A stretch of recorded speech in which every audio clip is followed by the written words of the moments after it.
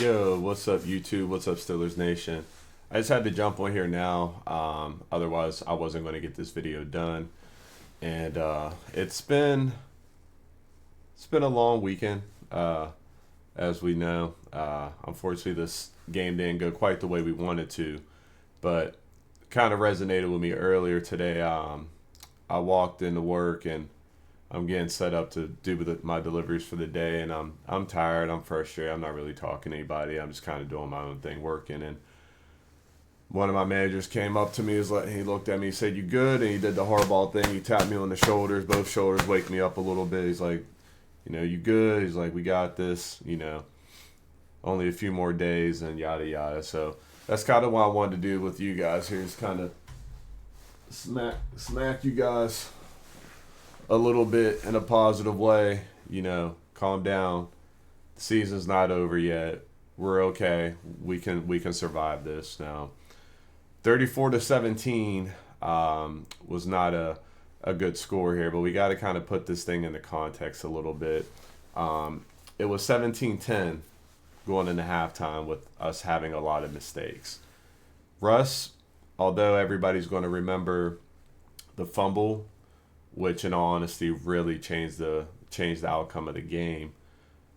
Russ was trying to win. He was trying to win. He made some mistakes. Unfortunately, the mistakes that he made were very, very costly to our chances of winning. But sometimes it just goes that way. We caused a couple of fumbles. We strip sacked Lamar Jackson. They get it back. I believe we caused a fumble on a punt return from him, or one of the ball carriers. I can't remember. Let me see if I can find it real quickly. One second.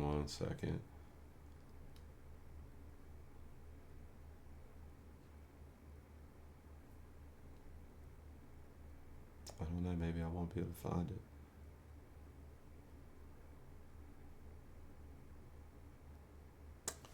So it says here that Desmond King had two fumbles. Lamar had one fumble. So I guess it's the total of three. So we made the same guy fumble twice. We had three potential turnovers right there. We just unfortunately weren't able to come up with one of them. I remember the one, it was on the punt because the ball was bouncing right to Dirty Red. He was sitting there waiting for it to come, and it bounced and it went the other way, and we didn't get it. Our mistakes, the fumble was off of the back of a really good drive. Russ saw the end zone. He went to break left, pulling the ball in his right arm. The dude hit right on the ball, goes flying, and yeah, that was all she wrote. He did reach out to put his arm in the pile to try to get the ball back, which is more than what Cam Newton would have done. No disrespect to Cam Newton. I like Cam Newton. It's just he's been talking a lot about Russ. I know he's going to have something to say, so I just figured I'd slide that in there. The pick six was, although I think the fumble is what really changed the game, as a 14-point swing. We were about to tie it up. Instead, we fumble, they score. Now they're up by two scores instead of us tying up. Very reminiscent of last week against the Eagles. We had essentially the same thing happen. We should have scored. We didn't. They scored, and that was the game. However, Minka finally got back on the board with the interception. It was great to see him get a pick.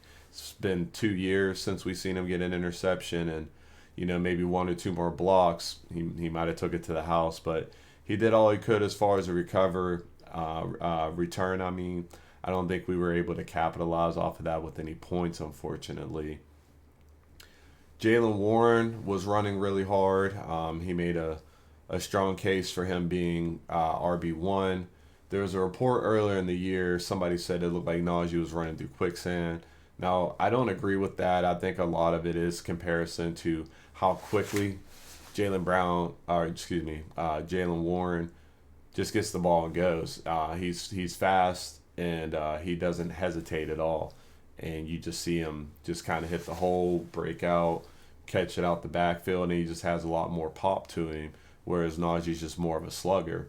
So that's just a difference in running styles. But I think the comparison of the two is why people think, Najee is, or that one person said that Najee was running through quicksand. it just a rough game for us. Deshaun Elliott, a man I've been singing his praises all season, missed another game, and one thing that came up early in the season that we saw a good bit of in the I know we had it once in the Falcons game that led to a touchdown, and I think again I can't remember if it was the Denver game, might have been the Denver game where we had busted coverages. Busted coverages typically come from communication, some type of issue with the communication. You're passing a man off here, he's passing a man off here. I got this guy, you got that guy, you got that zone, I got this zone. A lot of times that comes down to communication. We got some new pieces in there, and you see some blown coverages, and it's more than likely due to communication. We were without three-fourths of our secondary. We already mentioned Deshaun Elliott was out. Dante Jackson was ruled out before the game. We had James Pierre in there starting, and a guy I've been wanting to see the last couple of weeks is, now I'm losing his name, number 27, the young guy. He played, what's his name? Corey Trice Jr., that's my guy. I've been wanting to see him for a while, but it was just unfortunate he had to come in for Joey Porter Jr., who got hurt, and people are speculating he's hurt pretty bad, which is unfortunate. So we were without three of our four secondary players. Sutton was back playing safety. He wasn't playing outside corner at all, which is kind of weird, but I just think that was just what we had available due to personnel. It was just rough, man. It was rough. George Pickens not being out there really stifles our offense. I don't think it completely stops it, but against these better teams, if you already have limited resources, if you take one of those limited resources away, more of the focus goes on to what's left, and that, a Pat Fryermuth doesn't get to eat because he's just being, a lot of attention is being paid to him because he's one of the only people that can beat you. It's just tough. It's just tough, and we won't make this video too long because, it's a loss.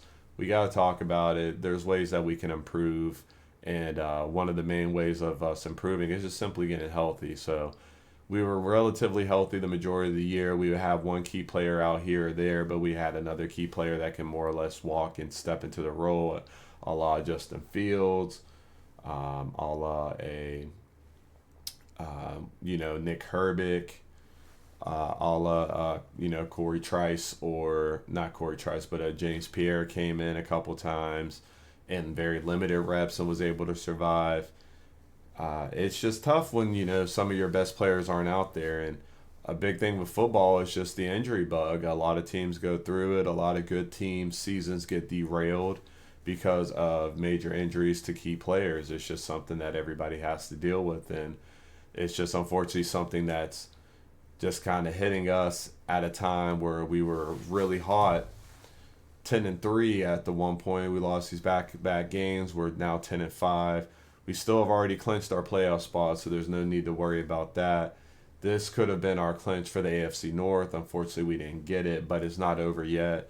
We could theoretically lose to Kansas City and still beat Cincinnati in the last game of the season. I think Baltimore would have to lose one game so that they're not ahead of us as far as their overall record. And we could still win the North. This was looking like we could have been a 12-13 win team. We could still hit 12, although it's a little unlikely with Kansas City coming into town next week. But everybody's on a short week. Us, the Chiefs, are on short weeks. The Texans and Baltimore are also on short weeks as they both played. All four of these teams played yesterday and then are playing again on Wednesday on Christmas, and they kind of did that to kind of mimic a Sunday to Thursday type of slate, going from Saturday to Wednesday. But it's just all BS. We know it's for money, and we know that Hard Knocks is with the AFC North, and coincidentally, all the AFC North teams are playing each other on these back-to-back weeks in these last few weeks of the season. Coincidence? Maybe. Probably not. So let's take a look at some of these numbers before we wrap here, because there are some key standouts. We'll start with Baltimore first and kind of get them out of the way. Lamar Jackson's balling, man. I don't know if there's really anything else you can say. He could theoretically be a three-time MVP with the type of production he's put up this season. I think they're probably going to give it to Josh Allen. But Lamar Jackson is 15 for 23, 270 yards, and 3 touchdowns. He did have the one pick to Minka, but, I mean, dude, just very precise with his ball placement. And there's a couple of third downs where he just simply didn't see a wide open man. Otherwise, his numbers would have been even better. He may have never even threw that pick. But Lamar Jackson balled out. Derrick Henry was 24 carries for 162 yards, averaged almost 7 yards a carry, and his longest rush was 44 yards. Kind of crazy. Derrick Henry is just a man among boys. He's just that guy. Him and Saquon are the upper echelon of the running back position. You have some young guys out there, Etienne and Bijan Robinson, and you still have your Aaron Jones and some other guys like that who are really good. Montgomery, Jahmyr Gibbs. There's a lot of good running backs, but these guys are just in a class of their own. And I think Derrick Henry, he didn't have the numbers are. I don't want to say the numbers are inflated because he ran. We all watched him run and look unstoppable. But it's just they kept giving him the ball. The thing that they didn't do the last time, I think they learned from that. They just kept giving the man the ball, and you keep putting your defense out there over and over and over and over again, and try and tell them they got to tackle this behemoth. There's going to be some. Eventually the dam is going to crack, and unfortunately, one of those casualties we had because of that was Joey Porter trying to make a tackle on him, and Derrick Henry, I mean, he made the tackle, but he sacrificed his body in order to do it, and, that's what happens. Lamar Jackson had 9 carries for 22 yards. For the most part, we held him in check as far as being a runner, but he really killed us with his arm. Zay Flowers also had a slow start to the game and just exploded. 5 catches for 100 yards, 20-yard average, a long of 49 on 8 targets is incredible production, and a lot of it was later in the game. Mark Andrews, 4 catches for 37 yards and a touchdown. We did pretty good on him other than that busted coverage, which I think was bad communication. Same with Likely. We did a good job on him, except for that play he had in the flats where it was a busted coverage, is wide open. And Bateman, I don't think that was much of a busted coverage, as our safety had inside position. He gives him a little wiggle and goes outside. Our corner, which I think was Trice at the time, I think he went down to cover the flat and left our safety one-on-one up top. I don't know if he's supposed to get depth and kind of get in the way of that. I don't know as far as how that part works, but you get a touchdown there, and they have a lot of people listed here for fumbles. I don't think this is right. I don't know exactly. I don't know if this is where people recover. This must be where people recover our fumbles too. So I'm not sure on this, but their defense, we won't spend a lot of time on this except for I think it was Kyle Hamilton got the interception. I don't know. All I know is that dude got an interception and held the ball back, which was kind of hilarious if you think about it, if it's your team. But it wasn't our team, so that was bullshit. But there's no flag. There's no taunting. There's a couple of bad flags on us. They call false start on Broderick Jones where he pointed up in the air and he was just signaling out a coverage or a defender or something. They call false start, and there's a couple of bad calls on us. Nothing extreme, but a couple of bad ones. No holding calls for TJ, Alex Highsmith, or Cam, which is just at this point it's just kind of comical how badly our guys are officiated. So. When we look at Russ's numbers, outside of the 2 plays that were really bad, which don't get me wrong, I'm not excusing that or trying to brush it off, but a lot of these incompletions came at the end of the game. He was very efficient as far as, his completions to attempts. He had the 2 touchdowns, and he had the pick 6. It's just rough. Russ has been having a rough couple of games without George, and it's a big reason why all season we've been saying we need another receiver. Mike Williams has just been, they just haven't been giving him a lot of opportunity, which is unfortunate. And, you know, if we were saying we need another receiver that bad with George, without him, I mean, what do you expect? I know people are really kind of going in on Russ saying, well, if he doesn't have this, if he doesn't have that, he's not that great. But I mean, really, who is other than maybe like a Patrick Mahomes? I really don't understand, because you look at the 49ers, a lot of people would expect them to go to the Super Bowl again this year, and they're probably I don't know if they're even going to make the playoffs because their whole team's hurt. They've been dealing with it all season from beginning to end, whereas ours has been more towards this back half of the season. But same principle applies. If your best players aren't hurt, the other team still has their best players. Just you got to play a perfect game in order to win. And unfortunately, against really good competition, they're not always going to let you do that. And the Steelers were still right here in this, even after Russ fumbled, and they went down and scored. We were still only down by, I think, a touchdown at that point. I can't fully remember. But then the pick six, they go up by 2 scores, and the game's essentially over. Jalen Warren, 12 carries for 48 yards, average 4 yards a carry. Najee, 9 yards for 42. 9 carries for 42 yards, had 4.7. And Russ had the 3 carries for 27, average 9 yards. Our run game just hasn't been real successful. These averages look better than what they have. But, I mean, you come over here and look at this, averaging almost 7 yards a carry, 15 yards a carry.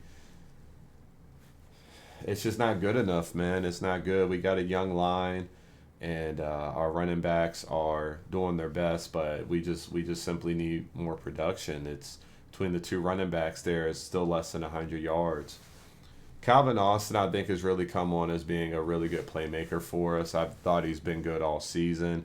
It's just he's been getting a lot more opportunity here lately, and I think this dude's going to be good. We just got to put him in more positions to win. I like him on the go balls because he's so fast. Pause. But he's just so undersized. If he can't catch it out in front of him, it's hard for him to go up and make a contested catch because he's just too short, and then the other guys are just got him by what do you think, like 20, 30, 40 pounds? So when they go up, if they hit, he's going this way. It's just, it ain't going to work. Jalen Warren continues to be productive out of the backfield for us. Van Jefferson has been really hot and cold. Sometimes you see him do some things. Sometimes you see him do nothing. It's just unfortunate. Ben Skoranek, I think, was a huge loss for us, which is crazy to say that Ben Skoranek is a huge loss for us. But I like the dude. He's a good special teams player. But early in the game, Russ was looking for him and helped us get our first down of the game. Him going out in the second quarter, might have still been the first quarter when he went out. It really put us behind the 8 ball even more than what we already were. He is a big guy. He's a big target. He gets open, and he fought back to the ball for us.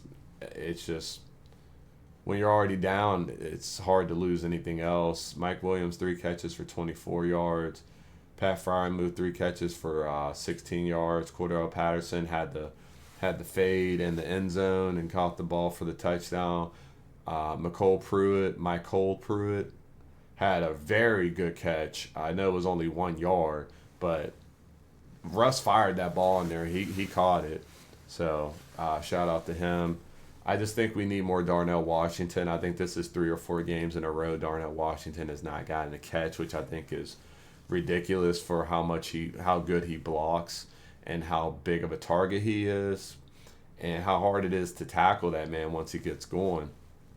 I'd love to see him get the ball more. And I heard somebody say, I can't remember if it was my guy Steelers DB or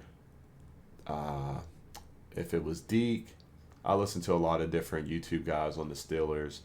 They were saying, Arthur Smith, when in doubt, he starts to really lean on his guys that he's familiar with from Atlanta or other places, which is very obvious. We've seen this from the beginning of the season, but I think at points it just gets a little bit out of hand. and we got to see some more of.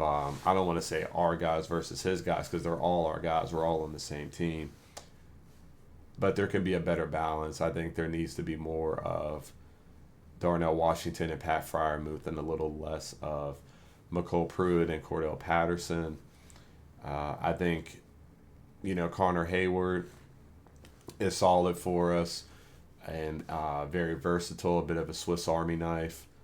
So I would like to see him get a little bit more opportunity, whether it's at fullback, just line up a fullback more often, or, he had a big catch for us in the flats to help us get a first down. Arthur Smith, I'm still a fan of Arthur Smith. I know a lot of people are really frustrated with him. I think he's a very talented coordinator. I just think some of these things he might just, more or less, for lack of better words, just more or less getting in his own way. So we can get that cleaned up a little bit, get some health back into the organization, get some guys healthy, get some of our key players back, get George back, get Deshaun Elliott back, let TJ get healthy. We just got to win one of these next two. It'd be nice to win both of them, but we just got to win one of these next two, and we can claim our title, or we can claim the division title and get a home playoff game in Pittsburgh, which our fans desperately need. This really looked like our year. We were riding real high, had a couple ups and downs, but we've come too far to give up. We don't want to watch the game and see our guys give up on the field, so we can't give up as fans, man. We got to show up and we got to cheer our guys on. Mike Tomlin has to be better. I love Mike Tomlin, but he has to be better. He has to be better. There's too many things where it's just typical Steelers shit, stuck in our ways type shit. Things that the biggest Mike Tomlin haters point out year after year after year, and some of the stuff, they're just not wrong, man. They're just not wrong. Mike Tomlin has to be better. I heard one of the guys say that Mike Tomlin is the best coach in NFL from Monday to Saturday, but on Sunday he is not that good, and it's just hard to argue, and this is coming specifically from an X and O's perspective. I think what he does on the sideline and how he coaches up the guys on a personal level, as man to man, I think he's phenomenal. But the X's and O's, the time management, the timeout management, challenging plays, it's just got to be better. There's just no other way around it. So I think that's a good point to end it. This video went longer than I meant it to, so I'm going to steal some from Chisel Adonis here. Put our hands up here, man. Come on, man. Bring it in. Huddle up. Let's calm down. We're going to be okay. Let's keep our heads up.